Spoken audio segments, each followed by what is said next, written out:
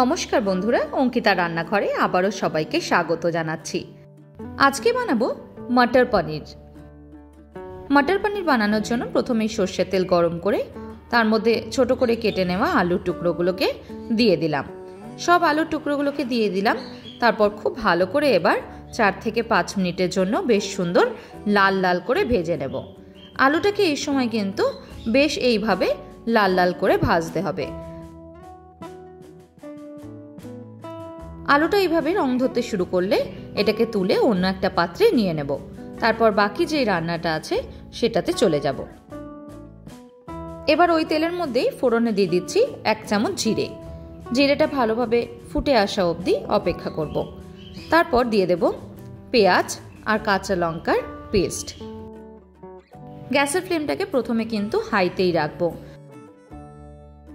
4 থেকে 5 মিনিটের জন্য গ্যাসের ফ্লেমটাকে কিন্তু হাইতে রেখেই এইভাবে নেড়ে চেড়ে মশলাটাকে কষিয়ে নেব।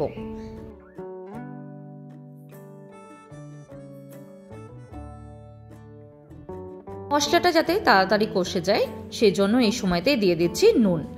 নুনটা দিয়েও খুব ভালোভাবে সবকিছু একবার মিশিয়ে নেব। মশলার কাঁচা গন্ধটা যেতে কিন্তু বেশ একটু সময় লাগে, তাই খুব ভালোভাবে নেড়ে চেড়ে মশলাটাকে কষাতে হবে। মশলা থেকে দেখুন তেল ছাড়তে শুরু করে দিয়েছে। এই সময়তে দিয়ে দিচ্ছি মটরশুঁটিগুলো। মটরশুঁটি কিন্তু আমি কোনো রকমের ভাপিয়ে রাখিনি, এইভাবেই কিন্তু কাঁচা মটরশুঁটিটাই আমি দিয়ে দিলাম। এবার মশলার সাথে খুব ভালোভাবে নেড়ে চেড়ে কষাতে থাকবো।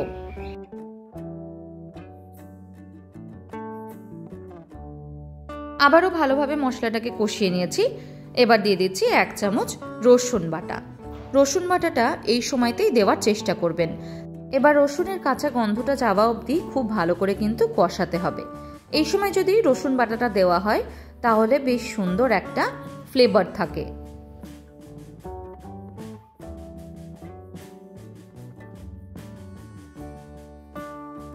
ভালোভাবে মশলাটাকে আবারও কষিয়ে নিয়েছি আর তেলও ছাড়তে শুরু করেছে। এই সময়তে দিয়ে দিচ্ছি গুঁড়ো মশলা। লাগছে হলুদ গুঁড়ো, জিরের গুঁড়ো, ধনের গুঁড়ো আর লাল লঙ্কার গুঁড়ো। সবকিছু এখানে কিন্তু আমি 1 চামচ করেই ব্যবহার করছি। এবার খুব ভালোভাবে নেড়ে চেড়ে গ্যাসের ফ্লেমটাকে লোতে রেখে কষিয়ে নেব।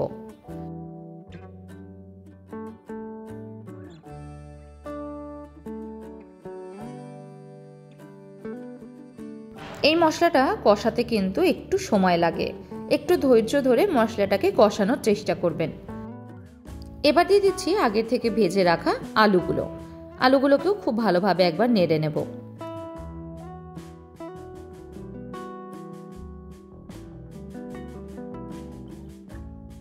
আরো 3 থেকে 4 মিনিটের জন্য খুব ভালো করে আলুর সাথে মশলাটাকে কষতে দেব।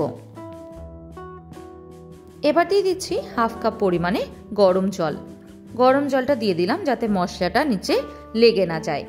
আবারও ভালোভাবে কষাতে থাকবো যতক্ষণ না খুব ভালো করে কষে আসছে।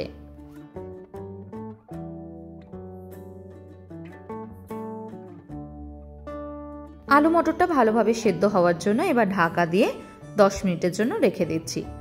10 মিনিট পর ঢাকাটাকে খুলে একবার দেখে নিচ্ছি।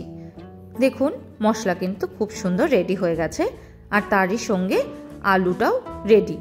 এবার দিয়ে দিলাম 1 কাপ পরিমাণে গরম জল। ভালোভাবে একবার নেড়ে নিচ্ছি।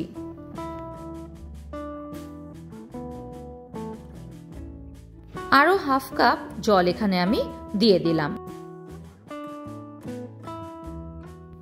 দেখুন আলুটা কিন্তু খুব সুন্দর সেদ্ধ হয়ে গেছে।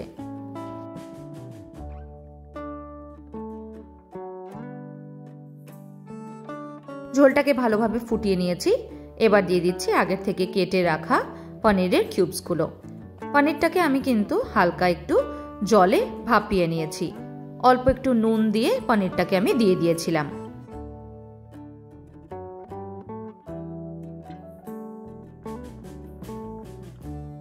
ভালোভাবে নাড়তে থাকবো যাতে পনিরের মধ্যে মশলাটা ঢোকে। গ্রেভিটা কিন্তু এইভাবেই একটা কনসিস্টেন্সি রাখতে হবে। এবার দিয়ে দিচ্ছি কাসুরি মেথি। কাসুরি মেথিটাকে আমি হালকা ড্রাই রোস্ট করে এবার হাতের সাহায্যে একটু গুঁড়ো করে সেটাকে ছড়িয়ে দিলাম। এবার দিয়ে দিচ্ছি হাফ চামচ পরিমাণে গরম মশলা আর 1 চামচ ঘি।